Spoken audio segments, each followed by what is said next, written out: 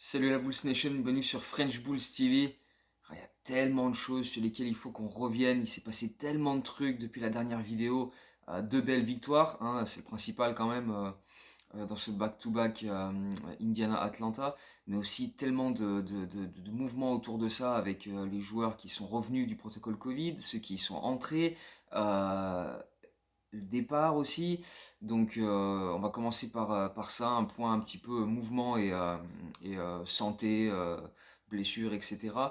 Euh, Avec Alize Johnson qui a été coupé par les Bulls, qui jouait très peu dernièrement, qui avait joué 3 matchs depuis le 26 novembre. 3 bouts de match pour être plus précis, il avait cumulé 20 minutes sur ces 3 matchs-là. Ensuite, il était entré en protocole Covid. Et puis là, en sortant du protocole Covid, il a été coupé pour faire de la place à Alfonso McKinney qui lui signe un contrat jusqu'à la fin de saison, qui est selon moi plutôt mérité parce qu'il avait montré de bonnes choses. C'est dommage pour Alize Johnson, mais comme je l'ai dit, il jouait très très peu même avant d'avoir le Covid, et même quand l'effectif était totalement décimé, qu'il n'y avait personne, mais il n'arrivait pas à obtenir 10 minutes, quoi. Il était pas sur le parquet, même quand tout le monde était absent. Donc du coup, on en avait parlé d'ailleurs dans une vidéo il y a pas si longtemps que ça. C'est vrai que c'était compliqué pour lui, et du coup, il a été libéré, et il est d'ailleurs désormais avec Washington. Il a signé un contrat de 10 jours avec les Wizards depuis qu'on l'a coupé. Donc bonne chance à lui, mais c'est vrai que c'était compliqué de l'imaginer avec beaucoup de temps de jeu si même là, quand tout le monde était absent, il n'arrivait pas vraiment à en avoir. Donc du coup, McKinney, lui, signe jusqu'à la fin de saison, mais entre en protocole Covid dans la foulée en compagnie de Tony Bradley. Et tu te dis, bon, c'est parmi les derniers qui n'ont pas été testés positifs depuis le début de saison. On a pratiquement toute l'équipe qui y est allée. À ce moment-là, tu te dis encore Lonzo Ball, c'est le dernier, un des derniers à y avoir échappé. Et bah, merci pour ceux qui ont fait le jinx, puisque Lonzo Ball, 2 heures après, est envoyé dans le protocole Covid. D'ailleurs, même lui sur Twitter, il a dit, vous m'avez tous jinxé, bande d'enfoirés.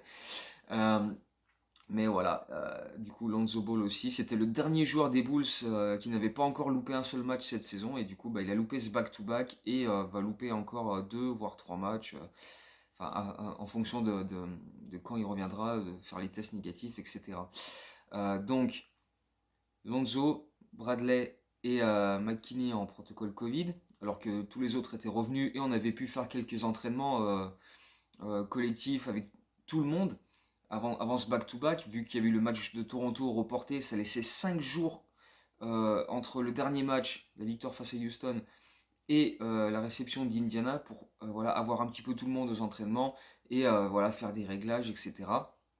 Et donc ça s'est même bien passé, puisqu'on a, comme je le disais dès le départ, gagné ces 2 matchs en back-to-back face à Indiana et ensuite à Atlanta. Et ce qui était frappant, c'est que ceux qui étaient absents et qui ont fait leur retour face à Indiana se sont mis en avant d'entrée. Zach LaVine, dans le premier quart-temps contre Indiana, il était déjà partout, de grosses attaques du cercle, il claquait un dunk avec un N1, voilà, assez énorme d'entrée, de bons drives, de bonnes passes, etc. Ayo Sunmu, dès qu'il est rentré en jeu, impact défensif, des rebonds, quelques paniers avec des layups, des flotteurs, etc. Donc tout de suite il a été important. Le souci, c'est que même si on a plutôt bien démarré dans ce match-là, en tout cas offensivement, défensivement on a eu de la peine parce que par exemple Sabonis qui revenait de blessure sur ce match-là, enfin, qui était incertain et qui a finalement joué en dernière minute, mais et ses coéquipiers aussi ont eu énormément et beaucoup trop d'ailleurs d'accès au cercle. Bah, quand il te manque Lonzo Ball et Caruso qui sont tes 2 meilleurs défenseurs extérieurs, et que bah, Kobe White est titulaire et qu'on sait que c'est pas un super spécialiste défensif, bah ça laisse pas mal de portes ouvertes. Les drives ne sont pas contestés dès le début, donc du coup les mecs se retrouvent vers la raquette et ont beaucoup plus de possibilités pour scorer de près, parce que bon, Vucevic va pas tout contrer non plus, même s'il a fait ce qu'il pouvait. Et d'ailleurs, sur ce back-to-back, il a été très bon défensivement, mais voilà, il peut pas rattraper tous les. C'est un peu comme je disais avec Wendell Carter l'année dernière. Si t'as tes arrières qui laissent passer tout le monde, au bout d'un moment, tu vas en contrer un ou deux, mais tu peux pas laisser tout le monde. Tu peux pas empêcher tout le monde d'aller mettre des paniers au cercle. Donc, c'est ce qui s'est un peu passé avec Indiana une grosse partie de la première mi-temps. On a eu beaucoup de mal à s'adapter à ça. Mais au final, on a quand même pris de l'avance et on a mené de 15 points à la pause, surtout parce qu'on a eu une grosse adresse à 3 points, notamment dans le deuxième quart-temps, avec Zach LaVine, avec Vucevic, avec Matt Thomas, qui lui aussi signait son retour et qui montrait de bonnes choses. Si bien que les Bulls ont inscrit 63 points en première mi-temps, mené 63-48 à la pause, shooté à 64% pratiquement et 50% à 3 points. Et pourtant, tu sentais pas que c'était si flagrant que ça, qu'on soit largement au-dessus. Et ça s'est un peu vu par la suite parce que Indiana a été bien plus solide en deuxième mi-temps, beaucoup plus énergique. Alors que nous, on a senti qu'en termes d'énergie, on a fait que baisser au fur et à mesure des minutes dans la deuxième mi-temps. C'était assez inquiétant par moment. Euh, et les Pacers l'ont vu et en ont profité avec pas mal de bons rebonds également. Turner a fait un gros ménage sous les deux cercles pour prendre énormément de rebonds. Sabonis également. Ils ont créé énormément de secondes chances pour leurs coéquipiers et donc ça leur a permis de revenir un petit peu aussi. Caris LeVert notamment a ramené Indiana assez proche dans le, dans, dans le quatrième quart-temps. Et ça a donné un match peut-être plus serré que ce qu'on imaginait au départ, mais il faut dire voilà, que Indiana était beaucoup plus combatif à ce moment-là du match. Ils sont revenus à 108-100 et ils ont mis beaucoup de prises à deux sur soit DeRozan, soit Lavine quand l'un ou l'autre était sur le parquet. Et il n'y avait pas forcément beaucoup de solutions autour pour bah, voilà, venir prendre le scoring à son compte. C'est finalement venu dans le quatrième quart-temps avec Demar DeRozan qui met quelques bons paniers au début avec notamment des mid-range, mais c'est aussi Zach LaVine qui a fait qui a pris les choses en main dans le quatrième quart-temps, qui a enchaîné plusieurs shoots de grosse qualité, euh, très difficile parfois parce qu'on est aussi un peu tombé dans de l'individualisme à cause des prises à deux qu'on a subies, mais avec voilà, le mouvement incessant de Zach LaVine qui a mis des paniers difficiles, qui a mis des shoots à 3 points. euh, Ça a un petit peu étiré les défenses et ça a permis, quand il y a eu du mouvement autour du porteur de balle, de créer des espaces, et notamment Javonte Green qui a signé deux très bons cuts backdoor. Il a été servi, il a réussi des paniers importants et il a permis aux Bulls de se relancer dans la fin de match. Euh, mais encore une fois, voilà, les Pacers n'ont pas lâché l'affaire. Caris LeVert a été très bon sur le quatrième quart-temps.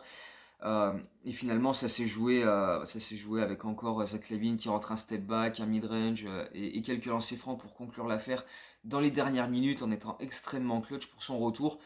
D'ailleurs, il signe une perf assez incroyable parce que quand même 32 points, 12 sur 18 au shoot, 5 sur 9 à 3 points. Là, en termes d'efficacité, était sur du très lourd pour un gars qui n'a pas joué pendant 10 jours.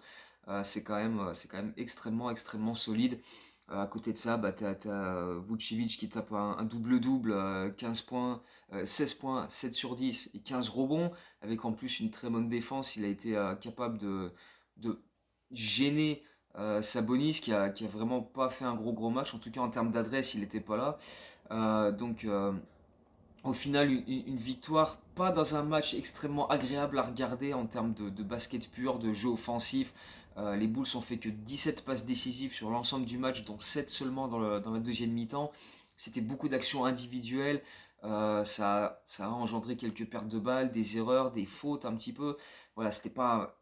Surtout dans la deuxième mi-temps, c'était pas particulièrement flashy, pas très agréable, pas très fun à regarder. Mais l'essentiel est là, la victoire est au bout. On s'impose 113-108 de mémoire. Et on va chercher cette victoire face à une équipe qui était quand même assez faible, à qui il manquait Brogdon. Mais il manquait pas grand monde à part Brogdon et TJ Warren qui lui est absent de longue date. Mais voilà, on sait qu'Indiana est une équipe en grosse difficulté, qui n'est pas forcément une équipe avec une grosse défense collective, parce que Turner sauve un petit peu les meubles avec ses contres, mais voilà, derrière ça, dans le périmètre, etc., c'était pas fameux. Mais bref, on a quand même fait ce qu'il fallait, les actions clutch en fin de match et un trio, voilà, Zach LaVine, DeRozan, Vucevic qui a été extrêmement décisif, plus le banc qui a pas mal apporté avec Ayo Dosunmu qui a fait des plays défensifs, qui a pris des rebonds, des hustle plays. Il a été lui aussi très précieux et autant sur ce match-là que sur le lendemain quoi, à Atlanta. Ces quatre joueurs que je viens de citer ont vraiment été très productifs sous les deux cercles et donc Ils ont régalé. Et c'est vrai que le match à Atlanta le lendemain, on s'est longtemps demandé s'il allait avoir lieu parce que les Hawks ont énormément de joueurs en protocole Covid, mais énormément, plus des blessés longue durée comme Hill c'est Hunter, DeAndre Hunter qui est blessé pendant un moment aussi. Mais voilà, ils avaient Timothy Luwawu Cabarro, Okongwu, Capella, il revenait de protocole Covid, Trae Young est revenu de protocole Covid 2 heures avant le coup d'envoi de ce match. Mais enfin bref, Collins est rentré dans le protocole Covid genre la veille de nous affronter. Enfin, il y avait une liste mais impressionnante. Ils étaient à plus de 10 joueurs en protocole Covid, plus les blessés, vraiment, ceux qui étaient voilà, qui avaient des soucis de blessure. Donc c'est vrai qu'on s'est longtemps demandé si le match allait avoir lieu. Finalement, il a été en place avec justement, comme je disais, Triangle qui est revenu 2 heures avant le coup d'envoi. Et pour le coup, il s'est bien montré parce que bah il avait Kobe White face à lui et il a exploité ce match-up, mais de manière absolument monstrueuse, avec une gourmandise non dissimulée dès le début du match. Parce que c'est toujours la même chose avec Trae Young, screen à 10 mètres du cercle, et derrière, bah, il a tout le loisir de soit attaquer le cercle, et s'il voit que le gars qui est sous le cercle vient sur lui, hop, il envoie une passe lobée pour Capella. C'est arrivé sur les 2-3 premières actions du match. Kyle Dravenki qui retrouve Redic à 3 points, et donc Redic il a été monstrueux sur ce match-là aussi. Bref, toutes les actions passées par Triangle, soit il scorait, soit il faisait la passe décisive, donc c'était pas compliqué. Il a été extrêmement présent dès le début pour son équipe, et on a eu beaucoup de mal à s'adapter, même si on l'a fait en deuxième mi-temps, je vais y revenir. Mais voilà, du coup c'est Atlanta qui prend le meilleur départ grâce à ça. Euh, et voilà, ils nous mettent 36 points dans le premier quart-temps, et ils nous gênent énormément. On a beaucoup de mal à attaquer le cercle, à trouver des espaces pour aller jusqu'au cercle, avec beaucoup de prise à deux rapide sur les porteurs de balles. On s'en sort avec DeRozan qui met 2 paniers à 3 points, qui provoque quelques bons lancers. Zach LaVine met 2 paniers à 3 points aussi. Euh, mais à part ça, c'est quand même encore pas très fluide dans le premier quart-temps. Ça vient un petit peu plus dans le deuxième grâce au banc. Troy Brown fait de bonnes choses. Il met un 3 points, il attaque le cercle. Matt Thomas voilà, offre un petit peu de spacing avec un panier à 3 points.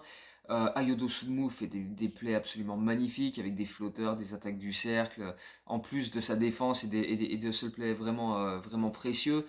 Et puis au fil des minutes, voilà, ça permet de créer un petit peu des espaces parce que euh, la stratégie un petit peu d'Atlanta pour grossir un peu le truc, c'était de se focaliser sur Vucevic, DeRozan et Lavine et laisser les autres un peu, voilà, faire la différence, faire en sorte que ce soit à eux de faire la différence. Et quand ces joueurs-là ont été capables de le faire un petit peu, du coup ça fait qu'ils ont dû se mettre à défendre sur eux aussi et ça a offert plus d'espace. Après, DeRozan a mis pas mal de paniers en attaquant le cercle. Et puis Zach LaVine était encore intenable. La dernière fois qu'on avait joué à Atlanta, c'est le fameux match où il avait mis 50 points, il était à 31 points à la mi-temps. Et là, sur ce match-là, il avait déjà 23 points à la pause avec des shoots dans tous les sens, dont un fadeaway totalement improbable au buzzer pour mettre les Bulls à 6 points d'avance à la pause, 69-63. Donc quand même sur le back-to-back, à chaque fois on a mis plus de 60 points en première mi-temps, ce qui est quand même pas rien. On a encore shooté à des gros pourcentages avec voilà, un deuxième quart-temps extrêmement productif où tout le monde a apporté quelque chose. Et puis en deuxième mi-temps, euh, illustré par Kobe White, on s'est bien adapté. Parce que Kobe White, il avait 0 points à la pause, et dès le début du troisième quart-temps, il met 2 paniers à 3 points, il est un peu plus agressif quand il attaque le cercle. Et puis défensivement, il a fait des meilleurs choix pour couvrir les attaques du cercle de Triangle. Et en fait, ce qu'il faut faire quand Triangle attaque le cercle, il sort du screen, et du coup, il a tout l'espace devant lui pour soit shooter, soit voilà, s'il voit que l'intérieur vient sur lui, il envoie une passe lobée à Capella. Et on a été beaucoup plus rapide pour venir, quand il sortait du screen, venir sur lui et l'empêcher de faire cette passe lobée. On n'a plus vu de passe lobée dans la deuxième mi-temps de la part de Triangle pour Capella. Et c'est vrai que c'est souvent des actions qui donnent un peu le momentum, qui réveillent la foule, tu vois, qui donnent de l'énergie. Et en coupant ça, en empêchant ces actions d'avoir lieu, on a un petit peu fait perdre de l'énergie à Atlanta, un petit peu d'influx. Et nous, au contraire, on est un petit peu monté en puissance grâce à ça, en réalisant plusieurs plays défensifs et en allant marquer des paniers en contre-attaque. Voilà, autant la veille contre Indiana, tu as l'impression que l'énergie, elle diminue au fil des minutes dans le troisième quart-temps. Et là, c'était l'inverse. On est monté en puissance parce que voilà, on a commencé à mettre en place une défense qui a perturbé Atlanta, avec aussi beaucoup de close-out. Quand Trae Young ressortait la balle sur Redditch, par exemple, on était beaucoup plus là pour contester, gêner les shoots et empêcher voilà, ou de shooter tout simplement. Et Redditch, on l'a pas vu du tout dans le troisième quart-temps. Il s'est réveillé dans le quatrième quart, mais là aussi, on va y revenir. Mais voilà, Chicago a fait les ajustements nécessaires dans le troisième quart-temps pour voilà, rester en tête et faire en sorte qu'Atlanta ne soit pas trop dangereux. Même si dans le quatrième quart-temps, on a eu droit à un duel assez fou entre DeRozan et Cam Reddish. Le truc, c'est que DeRozan, il enchaînait les mid-range, Cam Reddish, il enchaînait les paniers à 3 points. Il était à 7 sur 9 au milieu du quatrième quart-temps, quand même, à 3 points sur ce match-là. Et donc, du coup, comme il mettait plus de points, il a permis à Atlanta de revenir. Ils sont revenus à 4 points, les Hawks, à un moment dans le quatrième quart-temps. Mais là encore, pas de panique, pas de. Personne du côté des Bulls s'est dit oh merde, qu'est-ce qu'on va faire? Non, sérénité, tranquillité. Quand c'est pas DeRozan qui enchaîne les shoots dans tous les sens, quand c'est pas Lavine qui l'a fait comme il l'a fait contre Indiana, c'est Vucevic, avec en plus des rebonds offensifs très précieux. Euh, et voilà, on a toujours eu une solution, quelqu'un qui était capable de prendre les choses à son compte.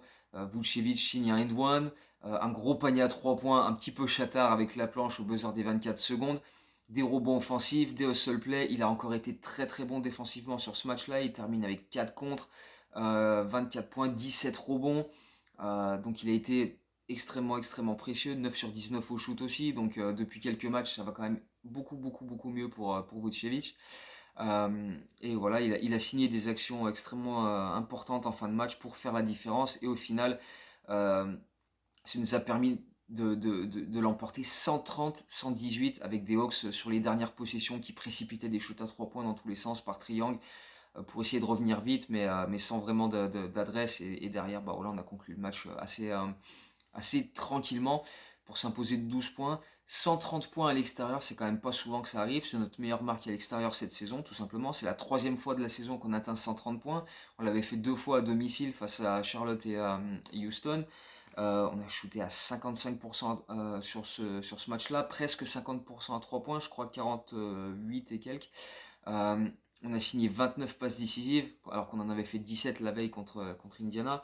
Donc voilà, Atlanta est quand même pas aussi solide défensivement qu'Indiana, et encore moins dans le périmètre. Donc on a eu beaucoup plus d'espace à exploiter offensivement, et on en a profité. Et donc ça nous a permis de développer un jeu beaucoup plus collectif, beaucoup plus d'actions bien mises en place, alors que la veille, Indiana nous avait forcé à beaucoup plus d'actions individuelles. Et donc là, c'était quand même beaucoup plus fluide de notre part. Seulement 7 ballons perdus aussi, dont un seul en première mi-temps. Donc c'était quand même vraiment beaucoup plus agréable comme basket collectif et comme basket tout court à regarder. C'était vachement plus spectaculaire. Même de la part d'Atlanta, d'ailleurs, avec tous les absents qu'ils ont eu, ils ont été combatifs jusqu'au bout. Ils ont été vraiment acharnés, besogneux. Et donc voilà, ça a donné un match relativement serré jusqu'au bout. Et donc voilà, il faut leur donner du crédit à Atlanta. Ils se sont bien battus. On va voir si ce sera encore le cas ce soir, parce que encore une fois, le match de ce soir n'est pas sûr d'être joué, parce qu'il y a encore Bogdanovic qui, depuis le match face à nous, qui est rentré en protocole Covid, un autre joueur qu'ils avaient signé pour un contrat de 10 jours également. Donc à voir s'il y en a d'autres qui ressortent du protocole Covid, s'il y en a d'autres qui retournent entre le moment où je fais les vidéos et les annonces dans cet après-midi. Donc pour l'instant, le match est maintenu, mais là, il y a la liste d'absence d'Atlanta est tellement invraisemblable que il est quand même probable que le match soit reporté. On verra si ça se trouve, d'ici que la vidéo soit mise en ligne, on aura plus d'infos à ce niveau-là. Donc on verra bien. Mais au moment où je fais cette vidéo, le match est prévu. Atlanta a fait le déplacement à Chicago pour jouer le match. Donc voilà, on va bien voir comment ça va se dérouler. De notre côté, bon, on aura toujours Lonzo, Bradley et McKinney dans le protocole Covid. Caruso est encore absent pour quelques jours. Il devrait manquer également le dernier match de l'année 2021 où on sera à Indiana le 31 avec un match à 21 h de mémoire en France. Donc bel horaire pour nous. Voire même plus, je sais plus, 20 ou 21 h, je sais plus, faudra que je vérifie. Et le lendemain, on est à Washington pour débuter l'année 2022. Donc back-to-back, mais face à des équipes encore bien prenables pour nous. D'ailleurs, le reste du calendrier, là, sur les 10 prochains jours, 2 prochaines semaines, est vraiment, vraiment intéressant pour nous, puisqu'on a Atlanta ce soir, à Indiana le 31, à Washington le 1er. On revient à la maison pour jouer Orlando, puis de nouveau Washington. Ensuite, on va à Dallas. Donc c'est quand même, voilà, sur ces 5-6 matchs là qui arrivent, tous des matchs très très prenables, sachant qu'on est sur 4 victoires consécutives, il y a moyen de faire en sorte que la série soit quand même conséquente et qu'on mette un bon coup de pression aux Nets pour la première place de l'Est, sachant qu'après ces matchs-là, c'est New Jersey. On reçoit New Jersey, je crois que c'est le 10 ou le 11 ou le 12 janvier, je ne sais plus exactement, je crois le 10. Et derrière, le 12, on reçoit Brooklyn. Et 2 jours plus tard, on reçoit Golden State. Donc là, voilà, calendrier assez tranquille, même s'il y a le back-to-back 31 premier avec Indiana-Washington.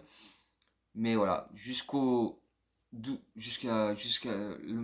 l'affrontement entre Brooklyn et Golden State les 12 et 14 janvier, jusque-là, on a quand même un calendrier extrêmement abordable et agréable. Donc, en plus, Washington a énormément d'absence. Et d'ailleurs, pour ça qu'ils ont signalisé Johnson, comme je le disais en début de vidéo. Donc, voilà, il faudra profiter de ces matchs-là, voilà, engranger le plus de victoires possible, sachant qu'on est quand même sur un bilan de 21-10 actuellement et un somptueux bilan. Moi, je crois que c'est une des stats qui me fait le plus plaisir depuis le début de saison. 10 victoires, 6 défaites à l'extérieur. Et en plus, quand tu vois certaines défaites à l'extérieur, comme le match à Portland où on menait de 20 points, bon, bah, c'est la Golden State où on était là en première mi-temps, mais derrière on se fait pulvériser. C'est la Houston où on y allait, mais on s'en battait les steaks. Euh, il y a eu Philadelphie en début de saison. Et puis les 2 dernières défaites à l'extérieur, c'est Cleveland et Miami où on avait la moitié de l'équipe en protocole Covid, donc c'était un peu compliqué quand même. Mais voilà, il y avait moyen d'être encore mieux à l'extérieur, mais déjà 10 victoires, 6 défaites, c'est vraiment propre. Et des victoires voilà, face à de grosses équipes aussi. Donc vraiment, vraiment une des stats qui me fait le plus plaisir depuis le début de saison. Donc pourvu que ça dure. Et comme je dis, là, on a Indiana, Washington, Dallas, nos 3 prochains déplacements, donc sur les 6 prochains matchs qu'on joue. Donc il y a quand même moyen de continuer cette série extrêmement, extrêmement positive. Donc voilà, pourvu que ça dure, on a vu de super choses sur ce back-to-back. Encore une fois, Zach LaVine qui revient et qui, comme s'il avait rien raté, quoi. Il est dans une forme incroyable. 32 et 33 points, 9 passes décisives là aussi sur le match contre Atlanta, ce qui est son record cette saison. Égalé parce qu'il l'avait déjà fait. De Rozan qui était monstrueux, Vucevic aussi. Ce trio-là a cumulé 89 points, 26 rebonds, 25 passes sur le match à Atlanta. Donc c'est énorme. Le banc a apporté avec Matt Thomas qui a mis plusieurs paniers à 3 points, Troy Brown qui a fait de bonnes entrées, Ayodo Sunmu. Donc là, vraiment, tout le monde apporte quelque chose et c'est vraiment, vraiment fun de voir cette équipe. Même Kobe White s'est un petit peu réveillé, même s'il est toujours un peu sur courant alternatif, mais c'est un petit peu toujours comme ça avec lui. Mais voilà, il a des passages corrects, des passages où tu le vois pas du tout. Genre la première mi-temps contre Atlanta, il a pris un bouillon terrible, mais derrière, il est bien revenu. Mais voilà, tout le monde montre quelque chose, tout le monde apporte quelque chose, donc c'est vraiment, vraiment fun. Et tu te dis, bah, vivement qu'on ait Lonzo et Caruso et Derrick Jones Jr. qui reviennent. Derrick Jones, c'est peut-être possible sur le match contre Atlanta. Il est en tout cas listé en questionable, donc incertain. Mais en tout cas, il devrait être là pour le back-to-back Indiana-Washington pour terminer et débuter, enfin terminer 2021 et débuter 2022. Donc affaire à suivre. Mais c'est clair que ouais, c'est pesant. En plus, je voulais vraiment, vraiment voir Lonzo et Caruso défendre sur triangle. Donc j'espère que la prochaine fois qu'on joue à Atlanta, ce qui de mémoire est le 24 janvier à Atlanta, j'espère que Lonzo et Caruso seront là pour défendre sur triangle, parce que c'est vraiment des match-up vraiment fun à observer. Donc j'espère qu'on verra ça. On va terminer avec le quiz. La dernière fois, j'avais demandé quels étaient les deux seuls joueurs de l'histoire des Bulls qui avaient porté le 77 avant Ersan Ilyasova, qui d'ailleurs lui aussi est rentré en protocole Covid.